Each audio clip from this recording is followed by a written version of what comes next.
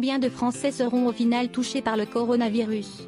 Pour le moment on parle de 91 morts et de 4500 cas, mais jusqu'où cela peut-il aller? Selon le ministre de l'Éducation Jean-Michel Blanquer, plus de la moitié des Français devraient être touchés. Samedi 14 mars, le ton a changé dans la bouche d'Édouard Philippe. Même s'il a maintenu les élections municipales, il a décidé d'interdire l'ouverture de tous les lieux non indispensables.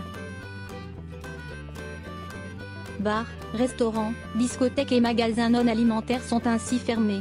De nouvelles règles très strictes qui correspondent au stade 3. Le 12 mars dernier, Emmanuel Macron avait déjà annoncé la fermeture des écoles. Pourtant, cette même journée, Jean-Michel Blanquer, le ministre en charge du dossier, avait affirmé l'inverse. Il était donc d'une certaine façon désavoué dans la déclaration en direct du président. Occupé à organiser désormais l'organisation du travail des élèves et des professeurs sans pour autant ouvrir les écoles, il a son avis sur la propagation du virus qui a frappé 2 de ses collègues du gouvernement. On considère, et là je ne fais que répéter ce que disent les scientifiques, que 50 à 70% de la population in fine finit par être contaminée par le virus.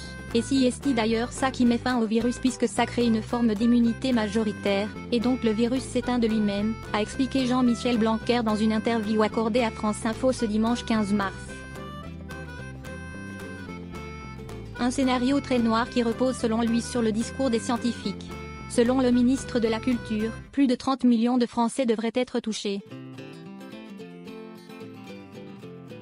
Comme vous le savez, depuis le début, la stratégie ce n'est pas d'empêcher que le virus passe, on sait qu'il passera probablement par plus de la moitié d'entre nous, mais si est de faire en sorte qu'il passe de la manière la plus étalée possible dans le temps, explique Jean-Michel Blanquer qui a assuré hier que les examens de fin d'année auront bien lieu, même si leur modalité pourrait être modifiée en fonction de l'évolution de la situation.